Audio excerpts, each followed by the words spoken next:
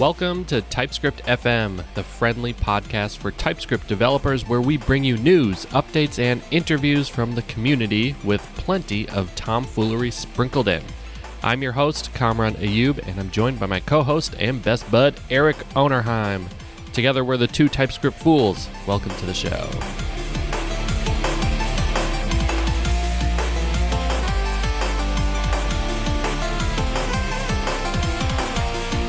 Welcome to the show, episode 9. TypeScript just got 10x faster?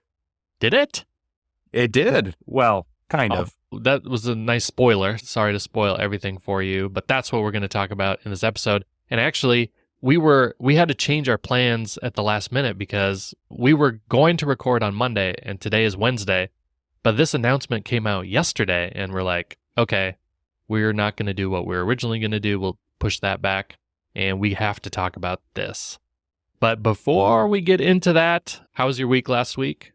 Very busy. I spent all week working on getting the things I promised done for Excalibur. That's right. You made all those promises. How much did you get done?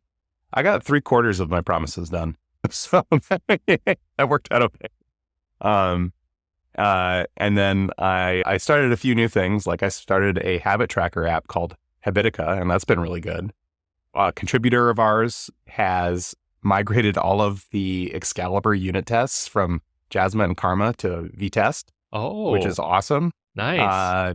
I was like, dude. He did the Lord's work there. He did the Lord's work because I was like dreading that. And he's like, yeah, I just did it. That's funny. I wonder how long it took. I was expecting it to take a very long time, but he seemed to really crank through it fast. So I'll have to ask him how long it took him. That's cool. We dropped a demo reel for Excalibur for the last year. So we grabbed all of the videos that the community had made, all of the stuff that the community had made. So definitely go check that out. And we'll include that in the show notes. We got a mention from a YouTuber, Game From Scratch, mentioned us, Excalibur. Nice. So I'm feeling pretty good. About it. That's sweet. Now, all we're waiting for is a mention by someone famous for this podcast. So, That's right. Listeners, get on that, please. That's cool. So last time I said that I was going to be doing this .NET user group talk on lazy DevOps. It turns out that there was some scheduling conflicts. So I mentioned before, maybe I did, maybe I haven't, but my son was in floor hockey. So he just finished, but his championship game was scheduled at the last minute during the time slot of the user group. No, you can't miss that. My wife was like, yeah, you can miss it. And I'm like, no, I don't think I want to do that. That's the last thing I need is like, I'm like on my deathbed or something. And he's there and he's saying, when I was 8 years old, Father, I remember when you didn't come to my championship hockey game. And that's why it turned out the way I did. And that's not what I want. That's okay though. But you know what I did do? I wrote up 10,000 words. Like I wrote up an essay because I needed to put all my thoughts onto paper for what I was going to talk about because it was a 2-hour time slot. So I had the opportunity to go really deep into what I was going to talk about. And I ended up writing 10,000 words on the subject. So that will be ready for the next time I'm scheduled to give that talk, which I think is going to be in May, but we'll see. So I was working on that last week, and then I'm continuing to work on my .NET MAUI course. It's due pretty soon, but I'm about halfway done with the course. But one thing I did last night was move my Webpack build to RSPack. And I don't know, Eric, have you seen RSPack? Maybe we talked about it briefly. Yeah, it's a Rust-based Webpack port. Yes. And it supports like most of Webpack, if I remember right. It did. And I can share just briefly around my experience. I was able to get it up and running within an hour or so. And I was able to replace all the plugins that I had been using with their equivalents. The only thing that I ran into is because I'm using Modernizer. Do you remember Modernizer? Oh, I remember that. I haven't used that on a website in a long time. Yeah, it's a browser feature detection thing, and I do use it on my app. And there was a special loader I was using to do that, and that loader was not working. And so I opened up an issue around that, but I did figure out a workaround, and I ended up getting it working. And then the other thing that I ran into was actually like a TypeScript issue, and I can't explain why it didn't work. but I'm on Windows, and sometimes you get weird file naming stuff with Git and your local file system. So like you might have a module that's named like capital index.ts, Right. but in Git it's committed as like lowercase index.ts or vice versa. And TSC by default will throw an error and it'll say, hey, you included this module twice because of the different file casing. And there's a flag you can set to force consistent file names to false. And I had that set, but it wasn't being respected when I switched over to RSPack. And I tried all sorts of troubleshooting because I was worried that it wasn't picking up my TS config, but it was. So I just ended up fixing it because there was only 10 errors. And so I just went through the hassle. You have to force remove it from Git, then you have to re-add it with the lowercase file name or whatever the fixed file name case is. So I did eventually fix it. And then when I did, I got a good result. So it went from a 60-second build down to 6 seconds. 10x is a common theme here. Yeah, so I got my own 10x speed up, and that was just due to two things. Just by going to RSPack, it cut it in half from 60 seconds to 30 seconds. So that is really good. And then the next thing I did, which makes more sense, is that I switched to transpile only for the TS loader. So that just doesn't do type checking. And then I implemented the fork TS checker, which creates like a separate process and does the type checking there. And so the build was much faster. So it could build in 6 seconds. And then the type check takes a little while longer. But since they're parallelized, that's what really sped it up. So I still get some of the type checking benefit because I do like that in the terminal. But then I'm also using Visual Studio, so I get type checking there too. So anyway, win-win for me. Awesome. Speaking of 10x, what is the big news? What just dropped? Big news. TypeScript is being rewritten in Go. In Go! In Go. Let's go! Let's go! Go, go, go! Why not Rust? Why not Rust? Why not C#? Oh, we'll get into that. But yes, the big news is that the TypeScript team is working on a port of the JavaScript TypeScript compiler to Go. And we will dive deep into why they made that decision, why not some of these other languages, and perhaps what it means for the ecosystem and what we're excited about. So we will get into that shortly. The other cool thing that happened, it's not as big as that news, but still made some waves. TikTok announced a new framework, or I guess they call it a set of tools called Lynx, and it's for native development. And if you think about React Native and Flutter, it's basically like that. But the big differentiator is that it uses native web UI and like CSS and stuff. So you can use all your web dev skills to develop these native cross-platform apps. So that's exciting. And there's some cool stuff that comes along with it that's interesting and I think will interest you, Eric. First of all, they announced a new engine that comes with it that powers it called Prim.js. And guess what? It's built on top of Quick.js, which is something that you've talked about before on the podcast. Yeah, this is really interesting. React Native, to my knowledge, they didn't use Quick.js. They built just enough of a JavaScript runtime to run React Native. And Quick.js is all of JavaScript, but no DOM. So like Quick.js is like passes test 262, supports modern JavaScript, but it's only JavaScript. So there's nothing like browser-based about it. So I think what they've done is they're doing a React Native killer, perhaps, but building it on top of this other JavaScript engine, which is fully interpreted. So there's no JIT here. But the nice thing about that is they can go to native platforms and mobile platforms where they don't allow like JITted code. And that's part of the reason I think React Native did what they did, is they needed to be able to deploy to iOS and have native-like things, but the convenience of building UIs in HTML.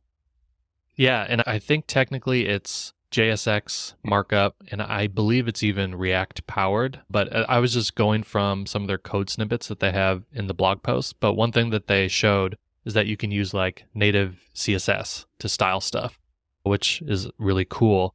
Now, I'm just quoting from their blog post, but they're saying that you can think of Lynx as an alternative web tailored for app development.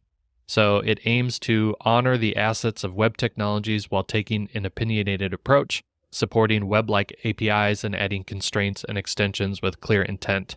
So Eric, you always love to say always been on the web, and I think that holds true here. That totally does. And it's a meme that goes back to Brendan Eich, which goes back to Wesley Snipes, always bet on black. But what's interesting here, and I think I agree with this, is that building things with HTML and CSS is the best way to build UIs, in my opinion. And I like this supporting web-like APIs because otherwise they'd be building a browser. So they're going to support a subset of the web here, but I think it's probably the best of. Yep. And it's actually built by ByteDance, which are the same folks that build RSPack and RSBuild and the thing that I just switched to. So it's the same team. So the TikTok app is built with Lynx, and so they open sourced the entire thing. And it looks really cool. The demos that they have on the blog post are pretty impressive, like the really fast first boot and like really liquid smooth animations, because they're doing this thing where Prim.js is optimized for like main thread use. So it schedules stuff on the main thread properly. It's similar to like request animation frame on the web, because we use that in Excalibur to get to 60 FPS and stuff like that. And the web browser takes care of scheduling stuff during idle time and all sorts of complex stuff. And that's what Prim.js seems to be optimized for. So anyway, it looks pretty cool. So definitely check that out. Sounds like in your world, Eric, Angular had a new minor release. Yeah, Angular 19.2 just dropped, and they brought a couple of new APIs and experimental features to the table, which are interesting. The big one, I think, is the experimental resource API. So the idea behind this is it allows you to use signals to trigger like HTTP resource loads so that you can just get the right thing as your signals update, which is pretty slick. That's cool. Because I live in the React world, this would be like a use effect that's tied to state. And each time the state changes, I could initiate a fetch request to go get something new. And that's exactly what it looks like. Okay. That's cool. Anything else major that dropped in that? Yeah, there's another like nice feature here. They've improved the template ergonomics a little bit so that you don't have to do tagged template literals. You can just dynamically interpolate a value from your TypeScript class into your template, which is just like a nice little ergonomic change. Nice. So I don't know if you remember, dear listener, but a few weeks ago, there was some kerfuffle with Corepack and Nodejs, and it was causing some CI build errors and NPM install errors because of a package signing issue. And Eric, you sent me this, but it looks like there was a vote to maybe remove Corepack from Node proper. And I was going through the thread, and I think the original like maintainer of Corepack is actually pretty happy about this because I don't think he's working on it full time. And I think this will just help with reducing that sort of feedback loop of there's an issue with Corepack and it took a month to get the LTS updated. So I think they are just trying to make that a bit smoother. Awesome. Next up on the news, there's a new library to take a look at called Traits.ts. Yeah. And this, as far as I can tell, is taking some inspiration from Rust traits to implement multiple inheritance, which you can think of multiple inheritance kind of like mixins. Yes. Kind of like interfaces. And there's some pedantic kind of definitions of what is a trait and what is a mixin and what's the difference. But I think the easy way to think about this library is that it allows you to mix in functionality to classes, where if you wanted to like do multiple inheritance with classes, you can't do that in TypeScript. But with this library, it does like a strongly typed mixin type of deal. So definitely go take a look at that if traits are your thing. Community highlights, what's happening in the community. We've got our famous now, I feel like we're just going to have to call this a segment, but it's Dr. Axel's Corner. So Duality, Mr. Axel has a TS sales pitch, and I read through it. I don't know, did you read through it? I didn't get a chance to go through it. That's okay. So it's really geared towards people who are not sold on TS yet.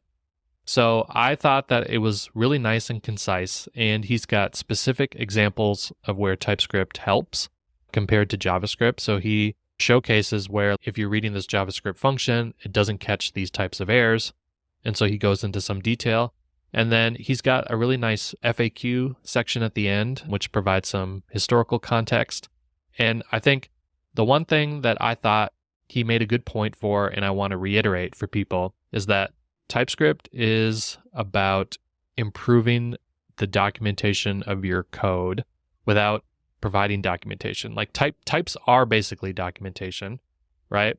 But the way that I've started to think about this is not just in terms of, yes, it adds some extra context to your code, but actually it helps make your entire system more explainable.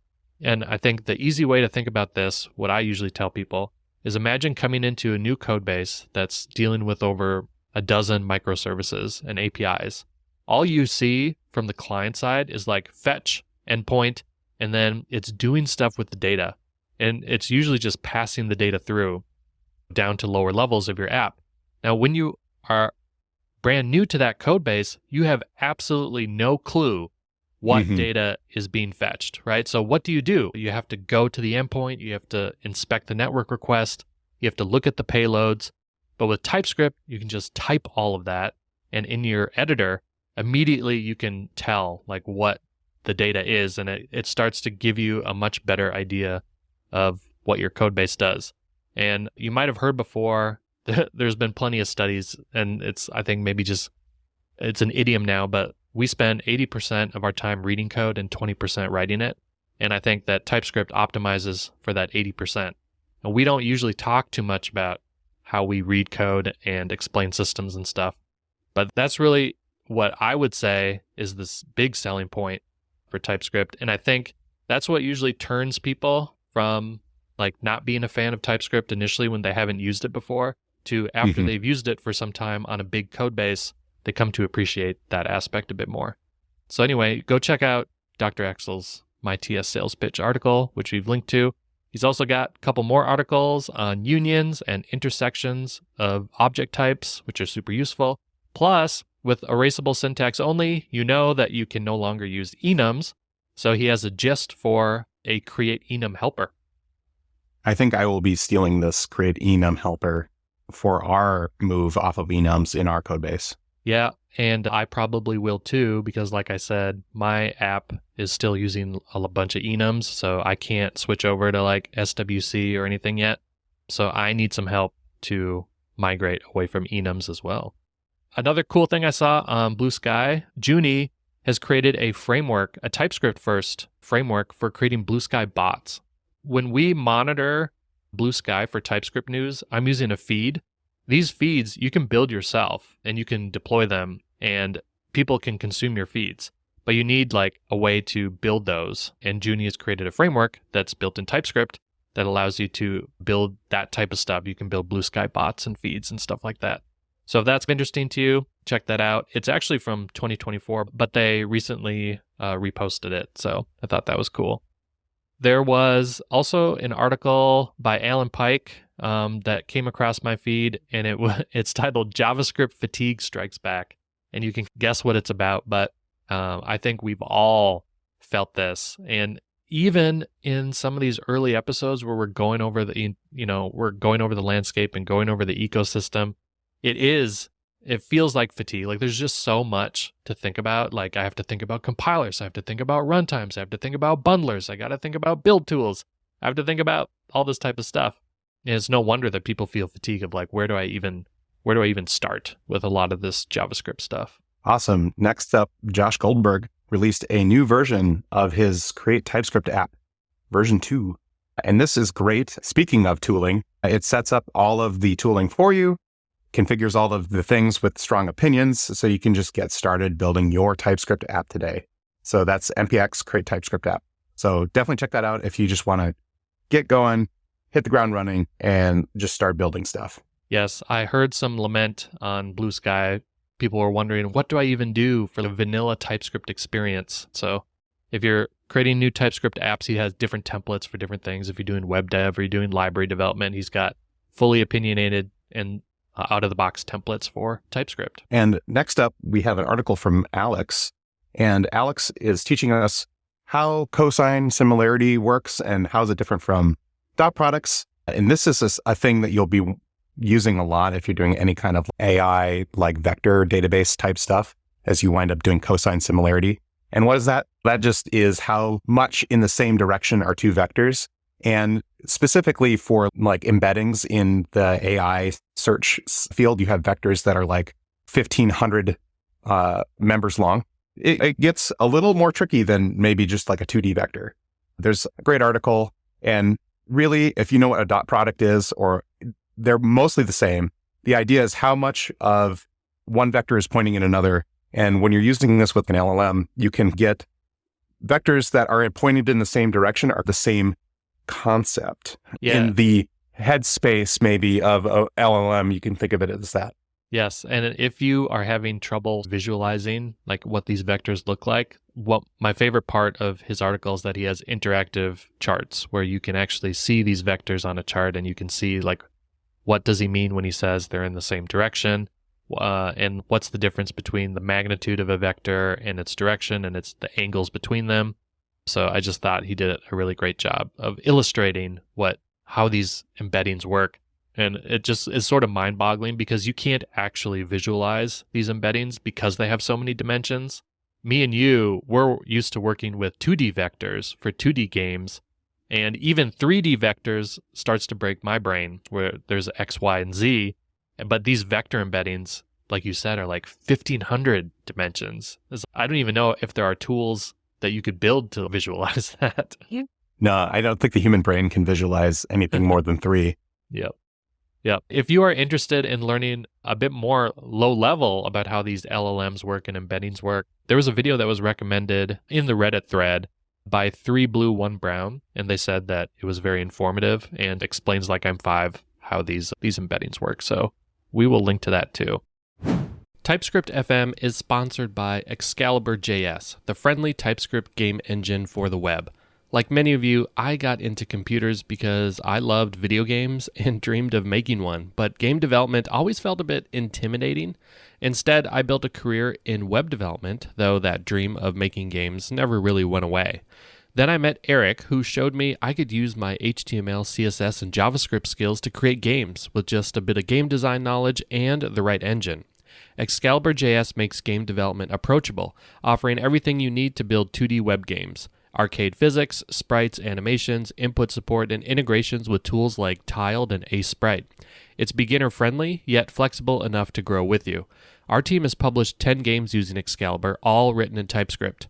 If you're a web developer looking to dip your toes into game dev or sharpen your TypeScript skills, give Excalibur.js a try at excalibur.js.com. Click the big tutorial button to start building your first game, Excalibur, a Flappy Bird clone. After that, join our friendly Discord community of web developers who love to help each other and share game dev tips. It is time to talk about the big news that TypeScript is being ported to Go. So, yeah, what is happening here? So this has been going on for the last 8 months, and I'm going to say it makes a lot of sense because I feel like the velocity of TypeScript features has slowed a little bit. I'm like, I wonder if they're working on something. And I think in a previous episode, I was like, hey, I wonder if you could port it like to a native code, and then you don't have to worry about rewriting it from the ground up. And that's exactly what they're doing. So I was like, oh, okay. Psychically, I had a couple of the pieces. I didn't have any insider information at all, but it makes a lot of sense in retrospect that this was going on and that this is happening. Yeah. So let's talk a little bit about this. So I think the key point here is that they're not doing a ground up rewrite. They're doing a pure port. And so what is the difference between a port and a rewrite? A rewrite is greenfield. Like you can choose whatever technology is best suited for the new architecture that you're going to come up with. But with a port, you're dealing with existing constraints. So the TypeScript team had all these existing constraints that they wanted to work in. Now, one of their big goals, Anders said 99.99% compatibility with the current compiler. And if you're looking at that, and then you're also looking at the historical baggage of the code base, it's interesting because they went through prototyping with multiple languages to try to choose like which one would be a best fit. And so I think the number one question that the community had was like, with everything moving to Rust-based tooling in the web development sphere, and with Microsoft having C sharp. Like, why not rewrite the TypeScript compiler in Rust or in C sharp? I think it makes a lot of sense, their reasoning here. Yeah, so let's like, get into that reasoning, because I think it's a little disappointing to see so many people downvoting this and like asking why didn't they use Rust? It's a superior language and all sorts of things like that. It just is funny because this was like a strategic decision, and like when you are and a strategic decision means that you are working within constraints, right? So even the team has said, if we were doing a full ground up rewrite, then yes, like Rust would be a good fit, or like C sharp might even be a good fit. But we're not doing a rewrite because do you want this to take years, or do you want to get it in 8 months? And that's the difference. There was a bunch of stuff that Anders said played into this. And Michigan TypeScript has a great interview where Dimitri sat down with Anders and asked him all these different details. And I'm going to play it's about 1 minute, but I'm going to play a clip of Anders explaining what exactly went into this decision of choosing Go over something like Rust. And the existing code base makes certain assumptions. Specifically, it assumes that there is automatic garbage collection. And that, I think, pretty much limited our choices. That starts to heavily rule out Rust, right? I mean, because in Rust, there's memory management, but it's not automatic. You can get reference counting, you can get whatever, but then in addition to that, then there's the borrow checker and the rather stringent constraints that it puts on you around ownership of data structures. And in particular, it effectively outlaws cyclic data structures. And all of our data structures are heavily cyclic. We have ASTs, or abstract syntax trees, with both child and parent pointers. We have symbols with declarations that reference AST nodes, that reference back to symbols, that we have types that go around in circles because they're recursive, and trying to like unravel all of that, would just make the job of moving to native insurmountably larger if we were to also like have to re-engineer all of that. So what Anders just described, like memory management, I think was a really big deal, because I'm not a Rust developer, but just going by what even Dimitri said, who is a Rust developer, and what Anders said, Rust doesn't have automatic garbage collection. And the TypeScript compiler is written in TypeScript, so it needs automatic garbage collection. Because if they were going to rewrite it in Rust, they would have to redo all of that. And so if you're going to do a full rewrite and you want 100% backwards compatibility, those two don't really go together. Right. A port is your best bet. Yeah. And like some other problems with Rust too are like the way that Rust, and this is totally fair for Rust, but the way that Rust wants you to do things is in direct conflict to their current data structure, which is very cyclic. And that you'd have to design a data structure that would work with Rust in that situation. Yeah. So it would be a total re-architecture. Right. And that was off the table. That was not part of that's not part of their design goals. So anytime you're making like a big technology decision like this, what I liked about their reasoning is that they had very clear design goals for what they wanted to achieve. You're working within those constraints. Like we don't want to re-architect stuff. We need automatic garbage collection. And so then the next, choice might have been, why not C sharp? Because C sharp has automatic garbage collection. And he talks about how that's true, but the TypeScript code base is written pretty functionally, and not in terms of monads and stuff like that, but just like JavaScript is a function-first language. And C sharp is much more object-oriented. And so they would have to redo a lot of their stuff. Like they have a lot of inline data structures. They use a lot of structs and things like that. And Go is written in such a way that it makes it easy to transition from the TypeScript code to the Go code. Whereas with C sharp, like I'm a .NET developer, and it's not fun to do functional type stuff there. Like you have to use the func interface, or you have to use the action interface for void type stuff and things like that. So they have to redo all of that, and it would be much more object oriented. So again, you're looking at a fundamental re-architecting of their data structures. And so all it just comes down to is that Go was the right tool for the right job that they wanted to do. And you may not agree with that, but I think you should respect it because they put in a lot of thought for what would be the best. Mm-hmm. And it's not like they didn't try.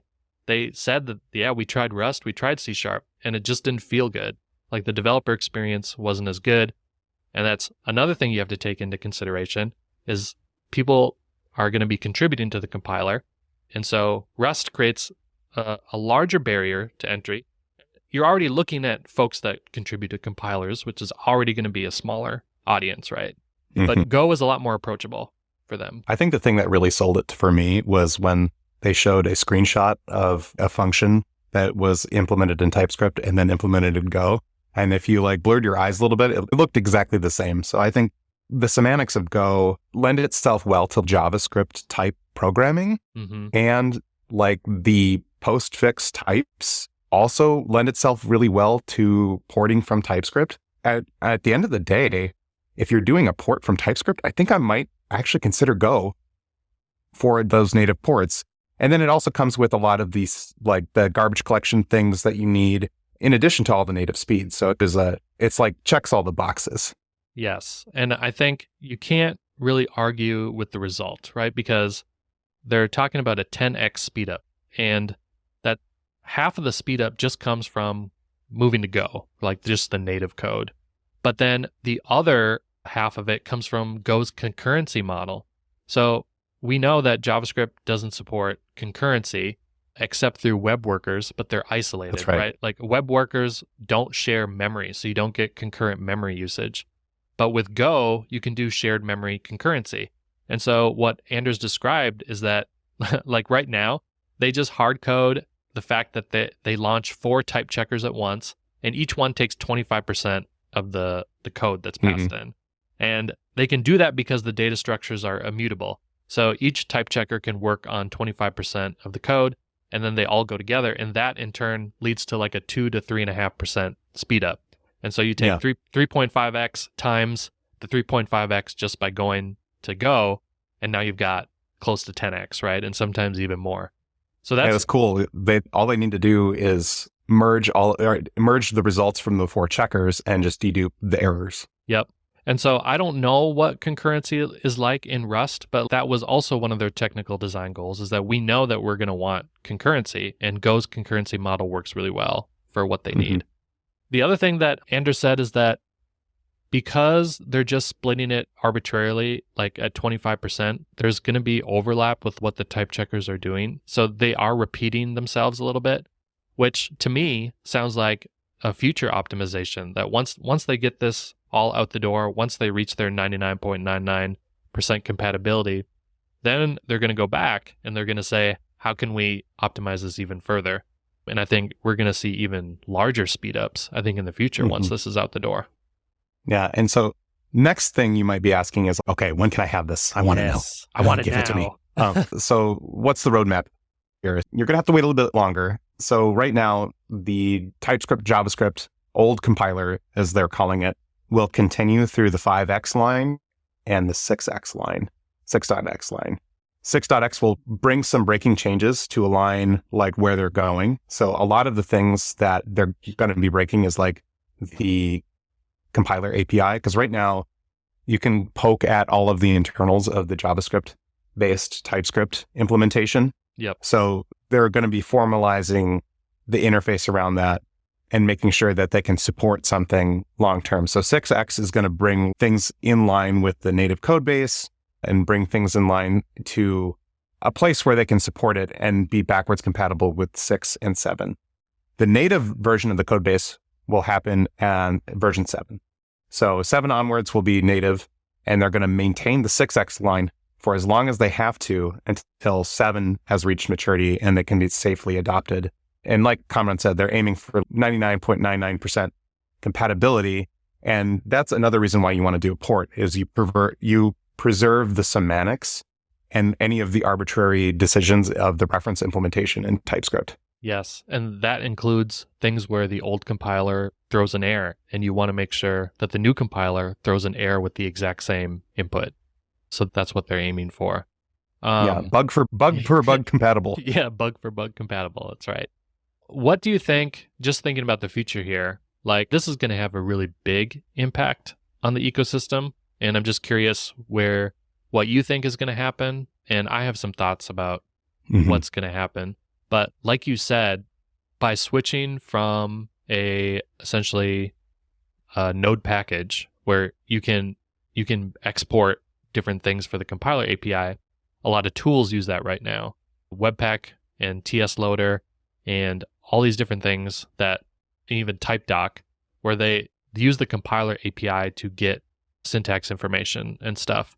That is not going to happen right now because that's not implemented in the tsgo, because tsgo is just a binary executable.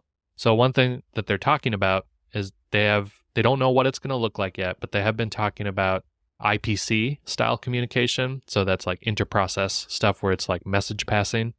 There might be different types of bindings for different things. Anders said for sure there's going to be like language server protocol bindings. And then hopefully they want to maintain some language neutral bindings. But the fact remains is that the biggest breaking change, I think, is going to be that lack of compiler API. So that type of stuff, those dev tools are going to need to change to be compatible with tsgo. Yeah. And so what these packages are doing is they're saying like import TypeScript from the npm module. But with tsgo, it's a binary. There is no import. It's not a node API. There is no node API. So that just doesn't work. So what you would have to do is you would have to stop adopting TS Loader, or you have to switch it to transpile only so that it doesn't try to do type checking. And then you have to run the type checker separately. So I'm sure that there are folks in the TypeScript community, that's how their builds are set up, where they might be using Vite or they might be using SWC, and they're already using TSC to do the type checking. So that transition is going to be a lot smoother because then you can just switch over to tsgo TSC, and that should just work. And then we're also going to see that same kind of speed up in editors because that's where the type checking happens. And so once they have a language server protocol API going, then it's going to be integrated into all of our editors, and that's going to be 10 times faster. So I think that's where we're going to see the huge major speedups. And then obviously you're going to see the speedups in CI pipelines and CD pipelines where you're doing the type checking and you're doing the build. So that's pretty exciting. Yeah, my Doom will run a lot faster now. Doom will render 10 times faster. Instead of 12 days, it'll be 1.2 days. That's right. Who do you think is positioned to take advantage of this, do you think? I think we'll probably see this in LSPs pretty soon. I think this is the rising tide raises all boats situation because this gives us an opportunity to have like near instant, for most projects, near instant TypeScript feedback versus the few seconds or even minutes that we had before. So this is really going to like level up what we can do in the TypeScript LSP that we couldn't do before. This is going to really level up the types of inference we can do, even though we probably shouldn't, but you could do some pretty wild inference now if it's 10 times faster. Don't rely on the roads being 10 times wider is the thing I'm going to say. That's fun. But editors that leverage this are going to get faster. And I think you'll see other tools that we rely on right now just are going to get better. Yeah, like I'm interested in what Dino's going to do with this because they've got Dino check, their command, but all that does is shell out to TSC. But if the tsgo compiler is much faster, I wonder if we will start to see more type checking built in to just regular builds. Because right now, most people are separating out their transpilation process where it does type stripping and then creates the dist files, and then you have to type check separately. And the biggest reason for that was because they didn't want to bring in TSC as a dependency to the app, but also it's slow, right? So that's just a symptom of TSC being slow. What happens when TSC is no longer slow? I think that we can see a reintegration of type checking with the build, right? Because now there's no excuse not to do it. It's going to be so fast. because they're already designed this way, such that you can transpile only, maybe we'll still see that. Yes, you can just keep that. You can just transpile only if you really wanted to be incredibly fast, but with a few extra seconds or a second extra, like there you go. Now you got type checking integrated. The other thing that was interesting is in the Michigan TypeScript interview, Dimitri asked, does this mean that we might see like a TypeScript native runtime?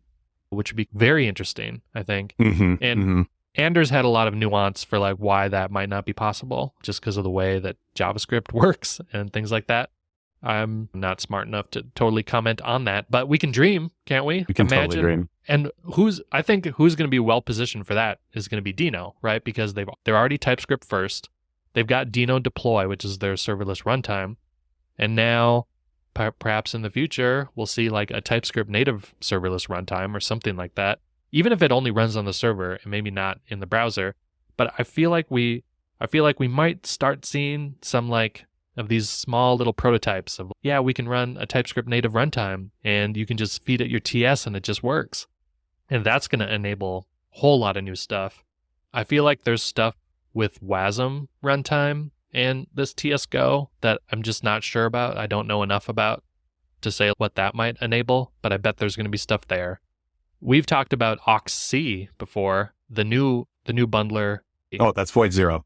Void Zero, yeah. Company. It's gonna power roll down, I think. That already does type declarations, right? And so Oxc, I think, is also pretty well positioned to take advantage of this. We might get type checking there.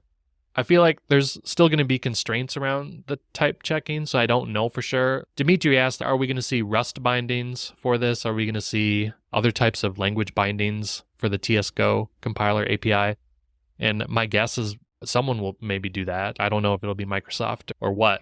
But once those start coming around, then I bet we'll see much more tighter integration with these tools and the TypeScript compiler. So should enable a lot of really cool new stuff. Yeah, and if I were to make a prediction about native bindings, it would be that they support like the C ABI, the calling convention of C, because everything on Earth can call into C. And C is the JavaScript of the native world. Everything can call it. Everything can run it. And that would be my prediction. Who knows? Yeah. And Anders talked about how with a faster type checking, if you're using like agentic coding, so if you're using Claude code or Sonnet or whatever to write code, right now the LLMs, they just look at the words. They don't look at the semantics, right? Because running the compiler in real time against whatever code the agent outputs is not feasible right now. But with this, it is feasible. So I think that'll enable some interesting scenarios where we can be much more sure of what an agent is producing and outputting as code. And then the other thing is, going back to what I said earlier, TypeScript adds more context to make your system explainable, which in turn is going to make agents that use TypeScript much more accurate for building stuff and doing the right thing. And then once you add the type checking on top of that, it's going to get even more reliable. So I think there's going to be some interesting side effects here going on with agents and coding agents and stuff just by this being possible. Listeners, if you want to go use it right now, you can go to Microsoft/TypeScript-go is the GitHub repository, and you can just build it from source. So that's the recommended way to do it. If you want to live a bit more dangerously, I will include a link to a verified repo that does daily builds of it, so you can just pull the binaries. But I really have to say, caveat emptor, buyer beware, because I tried someone else's and I got a virus notification. But I think that some of it is just due to not having signed binaries and stuff. To be the safest, go to the official Microsoft Go, TypeScript Go repository and build from source. That is the official way to do it. So I'm not telling you to go get pre-built binaries. It's not hard to build from source, so just do it. Don't do what Cameron does. Don't listen to me. And if you want to play with it right now, I was like, oh, is this going to suck? It was like the easiest experience of my life. So I saw the announcement and I immediately went and built it in Go, and it just works. I haven't encountered any issues yet. Perhaps there are some corners, but it compiles everything like I expect. So it's pretty amazing. Nice. Did you actually execute it against Excalibur's code base? I did, but there is like a small wrinkle, and that's because we do things that aren't standard. And like we import CSS and we import images. So we use the Webpack TS loader. Okay. And I tried for a hot minute to hack in tsgo into TS loader, but it relies on like compiler APIs from the JavaScript version that would take me more effort than just 30 minutes to implement. So I just gave up. Here's what's not supported right now. So my project uses React and JSX. JSX is not supported right now in tsgo. They're actively working on it, but as of this recording, it is not there yet. They also mentioned JSDoc is not supported. Project references, not supported. And you can check the details in the repo for what APIs are not there yet. But the actual type checker itself is pretty well there. It's just that some of these other features are not there yet. I guess my years of avoiding JSX have worked out for me because it's not a problem for me. Yeah, I don't think Excalibur doesn't use any JSX, does it? No, not in the core repo, but I do have JSX samples. Yeah. Okay. Yeah, and we've got decorators and we've got that other runtime emit stuff that we got to get rid of. Cool. This is super exciting. It was so surprising to see this. And I just have to say, the communication around this has been awesome. If you think about the way that Microsoft would have done this in the past, like when we initially learned about TypeScript, as we talked about in the first episode, we were at Microsoft Build and they announced it to the room full of attendees, right? This, they just announced on a random Tuesday in March. It's not even part of .NET Conf. It's not even part of Microsoft Build. They just let it go. But they did, you can tell that they did a bunch of prep because Ryan from the team, Jake Bailey from the team, Anders obviously from the team, they all got their stories straight for here's how we're going to respond to the community. They knew that people were going to ask, why not Rust? Why not C#? And they had just really good communication ready to go for that. So I think they had 3 or 4 podcasts lined up. Like they were on Syntax at the same time. They were on Michigan TypeScript. They had the official Microsoft YouTube. Yep. And they had a few others and they just all dropped at the same time. And it was like, there was just so much information. I just consumed all the content. I just watched so much content yesterday. Like now you know what day we're recording. Yep. And so this is what we're talking about, Firefox. This is how you do communication properly. This is how you Firefox, get it together. This is how you do a communication strategy, is what the TypeScript team just did. So anyway, let's move on to some cool stuff. Oh, you know what? We don't even have a secret to the handbook today. No, we don't. This is the secret of the handbook is go build tsgo. Yeah. The secret of the handbook today is go build tsgo. Okay, there was some cool stuff also that came through BlueSky that I saw and on Reddit. So Rich Harris of Svelte fame mentioned that acorn-typescript is now an actively maintained fork. So this is what powers TypeScript support in Svelte. So you can use it as an alternative to TSC to parse TypeScript. It's simpler and faster, but obviously experimental. And as of this latest news, it's not going to be as fast as the tsgo, but it does have a simpler API. Yeah, and Acorn is if it's the same thing that I'm thinking of, it's the JavaScript implementation of an AST. There's limitation there, but maybe now that we're going to have tsgo, maybe Acorn native TypeScript support, who knows? There you go. The other cool thing that I saw, and this is a big deal if you do a lot of mocking of like server-side fetching and client-side fetching stuff, like we do a lot of API tests. You might be familiar with Nock and MSW are kind of the two big names in like the service fetch mocking libraries. Mentoss is a new alternative for mocking fetch on both the server and the browser, and it's supported in all the runtimes, Node, Dino, and Bun. You can check out Nicholas's blog post, but he really tried to make the developer experience good. So like it supports URL routing parameters, so like :ID, :name, and things like that. And then relative URLs, because both Nock and MSW don't really support relative URLs when running on Node, and he's got it, like it handles that nicely and consistently between the two environments. And then he also implemented CORS checks, because CORS is obviously a big deal if you're doing browser-based fetches. Oh. So he really thought about how to make the developer experience good. So you should definitely check out Mentoss if you're currently using Nock and MSW and see if that might be a good fit for you. I'm going to see if I can use this in Angular, because I don't know if you've done any recent Angular HTTP testing, but it is a real pain.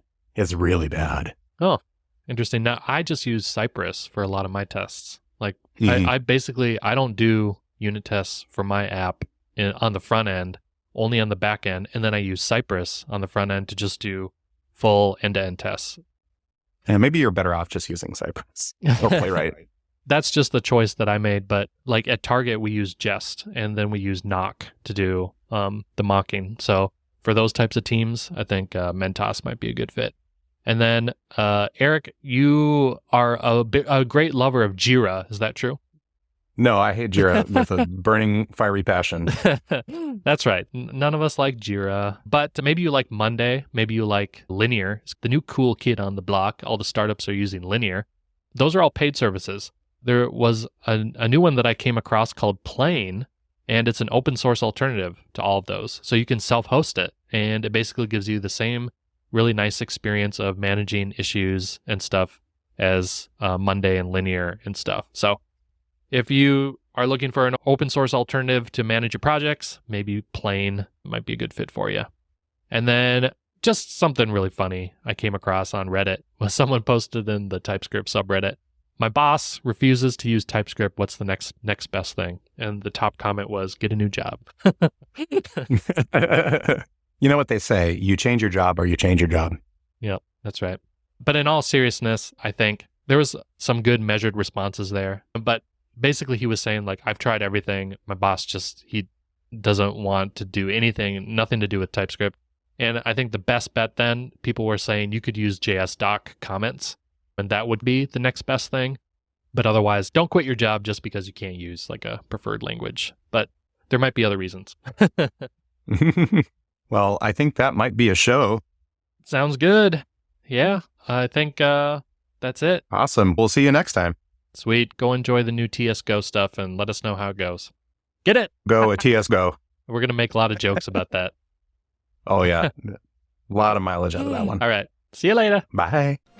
Hi, everyone. This is Kamran. I just wanted to thank you for listening to the show, and we hope you enjoyed the episode. If you want to see the show notes, you can check your podcast player or go to typescript.fm, where you'll see a list of all the episodes. If you enjoyed the show, tell your friends, and please rate it on Apple Podcasts or Spotify, because that's how the show grows and gets discovered by more people. If you want to suggest news or a project that should be covered, or just want to say hi, email us at feedback@typescript.fm. If you want to follow us on social, we're both active on BlueSky. I'm at kamronikus.com and Eric is at ericonerheim.com. You can also follow the show directly at typescript.fm.